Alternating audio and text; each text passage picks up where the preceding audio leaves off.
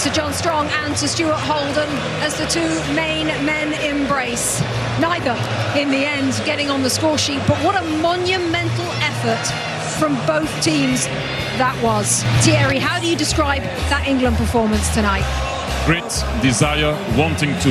I said before, who wants it the most? You saw the desire of Jude Bellingham. I know, and I know Lex going to agree with that one, because he was nodding a lot on what I'm about to say. Jude Bellingham scored, but Harry Kane, the amount of time he recovered the ball, he defended for everybody, he held the ball, he gained free kicks. And I know Jude scored, and there's nothing to say about that. You have two guys here that are they're carrying England. They are. But hey, the way they played, you have to give them that. And Lex said it at the beginning. A lot of people are lacking that English team because they're playing with their heart. And you have to give them that. Well done, England. Bellingham, by the way, at age 23 years and 12 days, the second youngest player to score 2 or more goals in successive World Cup knockout games after Pelé did it in 1958.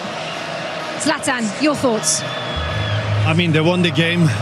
They battled. I think Norway had great opportunities. Normally against a good opponent, you don't get a lot of opportunities. The game could have changed if Solo would have given the ball to Haaland, and Haaland will not miss in those situations. But this is all about England now. They won the game. Congrats. On to semi-final. They're gonna face a giant in the semis. They're gonna show big heart, great character. The stadium is happy. Rebecca is glowing. She's happy, and we go on. You saw the shirt there, 1966. That's when England last won the World Cup 60 years ago. Lex, your thoughts? Well, that picture we just saw there of Bellingham and Byrne, right? It's two ends of the spectrum, if you will, in terms of stardom. And yet the importance of both of those players when they went on the field. So yes, you have the stars, but then players like Spence coming on and changing the game. I mentioned Byrne there. Even a header at that last minute, it made you want to follow this team. It made this team even more likable. I just keep coming back to that word. They spread the wealth around in terms of making an impact out on the field. That man, even though he doesn't score, to T's point, he is everywhere on the field, clearing balls, doing what he needs to do for this team. Wonderwall is playing. Let's listen in.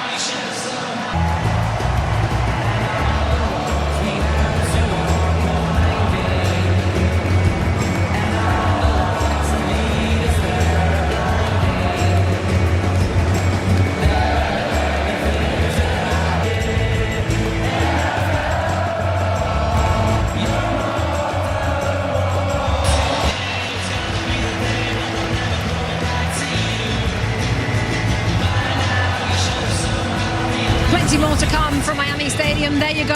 Confirmation. We have 3 semi-finalists. France, Spain. They will play Tuesday on Fox at 3 p.m. Eastern, our coverage, and England will play either Argentina or Switzerland. That game is next. So Jude Bellingham, a player born and bred at Birmingham City, a club who retired his shirt when he left them age 17.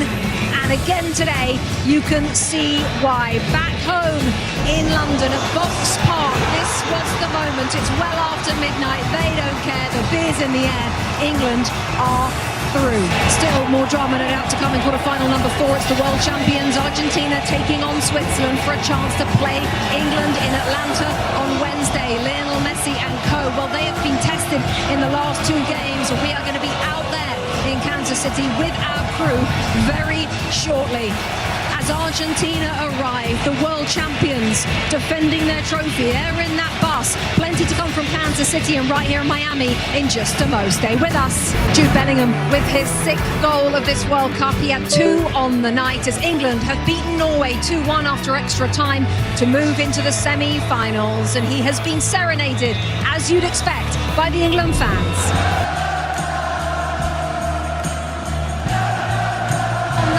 Sir David Beckham watches on. Let's hear now from the England manager as England make the last 4.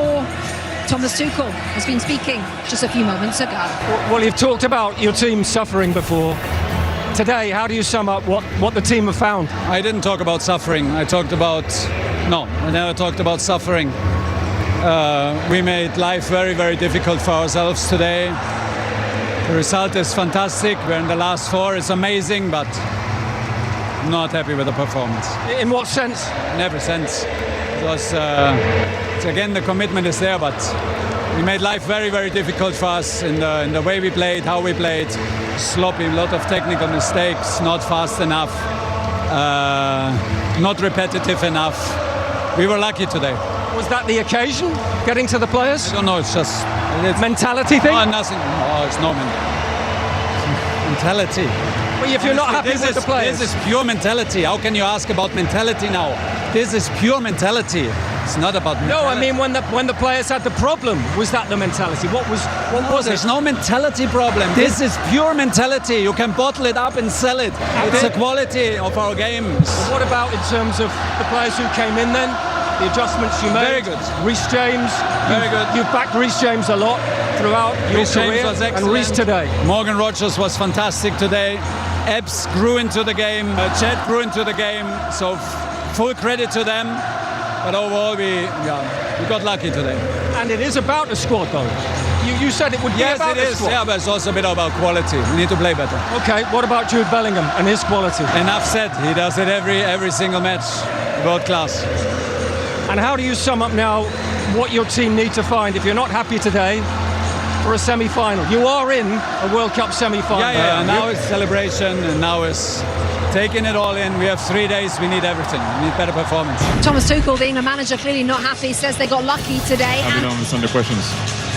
The guy is telling you actually that it was all effort and mentality, and you're asking about the mentality. He was talking about the technical aspect of the game. He wasn't happy with how the players were playing.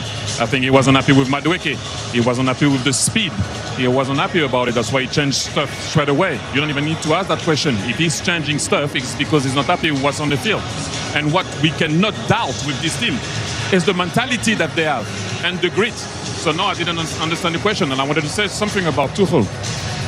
Because I have that body, out of the body experience when I'm in England. You guys were talking a lot about the guys that were not here. I think we should talk about this team. Okay. Not about the guys that were not selected. You believe in him now? Always have done. Oh, okay. That's what you need to do, because he's a good coach and he's doing a good job. We're going to talk more about the England players and Thomas Tuchel in just a second. But if you're just joining us late, what a story here in Miami. What a game when 120 minutes. Erling Haaland, Harry Kane, that's what everybody was talking about going into this game, Alexi. But there was a hell of a lot more than just those two. It was like days ago, but this is the first half. And Sheldon from way downtown, my goodness, he just looks up and says, I'm going to unleash this with my left foot. Yeah, we all see you there. After that hydration break, Norway came back and was a completely different team. They put this one in and you say, all right, game on. Carry that man around. All right, we want some more. Okay, 2v1. This is it. Possibly go up 2-0. I know T's going to talk a little bit more about this here. Sorla says, I'm going to take it. Well, he's going to just go for a walkabout here, and ultimately it fizzles out, but a huge, huge loss to opportunity. And then we get the England goal here. They said touch a cable. I have hard to believe that, but Gordon gets the ball on the side, gives a good ball to Jude Bellingham, brings it with him. Amazing game today, and this was his first goal. Happy equalizer. Gave another belief to England after losing 1-0, and David is happy. And he is also happy, Jude. And Nylund is complaining for a cable that we don't know if it touched or not. Let's see here. We have the VAR here, but the VAR says it didn't touch. So let's go, continue. Then we have a goal here from Norway. Little fumble in the area. Good save there and goal. Everybody thinks it's a goal, but the VAR says Haaland pushes the English player, and the referee said final decision, no goal. A lot of pushing. A lot of push. Yeah, a lot. And then we were all here looking at this and thinking that was going to go in for Mayer. Rebecca was holding her breath. But then ball was saved after. It was a lot chaotic after, but look at how they put their body on the line, making sure that they were not going to score here. No way. And then, like I said, who wants it the most? It's not so much about tactic at one point. When you're tired like that, your awareness, legs, Stu Alden was talking about the mentality aspect. Do you still have oxygen that goes through your brain? He's aware. Jude Bellingham, he's aware. That's nothing to do with tactic, with nothing. That's mentality. That's what we were talking about, and the coach was wanting. He wants it. He appears, he scores. Boom. How you say? Bam. Bam. There you go, Jude Bellingham. Take a bow. Well done, son. Well done. And England wanted to kick on here. Spence gets away. Foul in the box. Possible penalty. No, it is a penalty. He's calling a penalty, but hold on. Wait a second. See. Nope. You put your leg in front of Bob. Yeah. The referee told you exactly what was happening there. Now, this is strange. There's no way that man right there, given who he is, given what he has done, is leaving the field on his own accord. But he knows something is wrong. We'll figure it out. Then right at the end. Jed Spence nearly scored a goal, but he didn't come. Bukayo Saka comes to the rescue. Haaland comes to the rescue. And I have to say that was a weird one for me to see Haaland leaving the field. You put Haaland and Larsen at the end and you hope for the best. It was a weird one, but the big man accepted it. That's what it's all about sometimes. Great friends as well, aren't they? Borussia Dortmund former teammates Jude Bellingham and Erling Haaland. That is the final score. England have beaten Norway by 2-1. Like that interview that Thomas Tuchel has just done with Gabriel Clark from English television is going to make a lot of headlines. Zlatan, you were watching it, you were listening to Thierry's reaction. He talked about mentality. He also said they were lucky he's not happy with the performance. Your reaction? I said before the game, the team hasn't performed, they haven't played the best game they can play. They haven't performed the best. They showed it against Mexico with one guy less. They showed it today. They showed it in the other games where they were losing the games during the game. And the way you come back is mentality. They haven't been the best. And Tuchel said already in the beginning, we're going to get better and better. So he sees it himself. And he's not afraid to answer the question because he has personality and character. Not many coaches does that. So props to him, and he did good because he said exactly the truth and how it is. Because sometimes they don't want to see the real picture of what's happening on the pitch. But he gave direct answer, and they should follow and listen because the coach is world class, and he's not afraid. He's not afraid. He didn't pick up stars to the team for the World Cup if they are stars. He picked a collective team to do it together. And they show it every game, they do it as a team. Then obviously you have Jude, you have Kane. If it's not Kane, it's Jude. They have been doing amazing stuff. But the other ones, they have been showing fighting spirit. You saw in the end when the defender won a header. Oh my God, he didn't care about the guy who was laying down. He went to the fence and he was celebrating. That's fighting spirit, that's hard. It looks like an England team that now reflects its manager, doesn't it, with the grit? Yes, this was still a German-esque type of response from him, but as we've said all along, maybe that is what the missing ingredient is for this team. I don't think he meant to downplay the spirit or the mentality. We can throw any word out there, and everybody kind of has different definitions for the words. But I think in that moment, he wanted to remind everybody that there's still a lot of work to be done, and in essence, to get back on top of that hill, they still haven't done anything. Now, I'm sure he will go back and he will look at different moments and he will praise different players in different ways. But I think he recognizes that if they're going to play 2 more games, let alone win 2 more games, they're going to need to be much, much better individually and collectively. And the coach is not afraid. He made 2 changes in halftime. I would change Maduka after 20 minutes. But he did it in halftime and the team became better. So he sees the things. So it's not that he doesn't know. You've talked about Bellingham, we've talked about Kane. There were good performances, weren't there, from England all over the field and the substitutes coming on. Who would you pick out, Thierry, as well as Kane and Bellingham in that game? Thomas Tuchel. They took Declan Rice also off. Nobody does that usually. I don't know what's happening. I don't know what's the thing. I don't know what happened. He was sick during the week, I think, as well. Something that's very, very important. And he does that. And what I like about him, he answers straight. He does. He's not happy with the performance of his team. That's his right. But to question the mentality of that team, and I have to say something.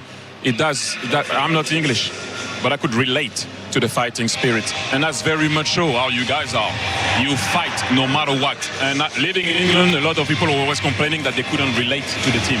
But if you don't relate to that team and the way they play and the way they go about it, hopefully for you, technical aspect of the game will come.